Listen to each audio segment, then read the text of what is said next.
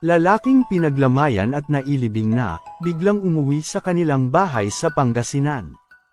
Nagimbal ang buong barangay sa Selangan, Sual, Pangasinan, nang biglang bumalik sa kanilang lugar si Eduardo Guille, ang lalaking inakalang pumanaw na. Matapos bumaba ng bus at maglakad pa uwi, hindi inaasahan ni Eduardo na magiging kakaiba ang pagsalubong sa kanya. Takot at pagtataka mula sa mga kapitbahay, na tila baga isa siyang multo. Sa loob ng 2 gabi, pinaglamayan si Eduardo ng kanyang pamilya at mga kabarangay, bago ito inilibing sa sementeryo noong August 11.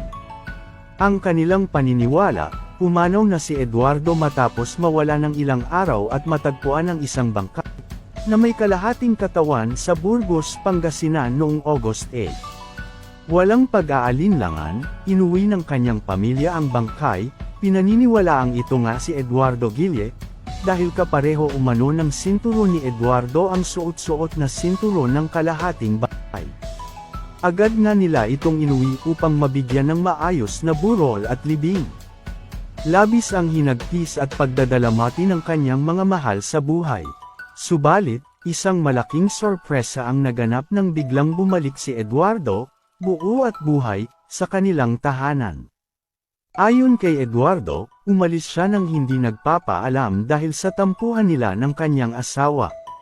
Dagdag pa nito, nag-mission daw siya sa isang kapilya sa Alaminos City kaya ilang araw siyang hindi nakauwi sa kanilang bahay. Nagulat na lang din siya nang malamang patay na siya. Ngayon, plano ng kanyang pamilya na ilabas mula sa nicho ang bangkay na kanilang nailibing, at umaasa silang maibabalik ito sa tunay nitong pamilya. Ang pangyayari ay nagbigay ng matinding kalituhan at kalungkutan, ngunit sa huli ay napalitan ng saya ang kanilang mga luha sa muling pag-uwi ni Eduardo. Maraming netizens naman ang nagbahagi ng kanilang iba't ibang komento. Mang Eduardo, uso po magpaalam pag-aalis, lalo na pag-aabutin ka ng ilang araw, para di ka mailibing nang wala sa oras. Creepy, pero kung ako tatay ko yun, susunggab ko talaga ng yakap. Bakit?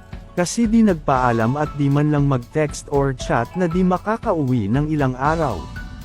I'm happy with the family of Eduardo, na ibsan ang bigat sa dibdib na naramdaman nila. Sana all bumabalik. Nay's story, it's good to hear that. Happy ang family niya.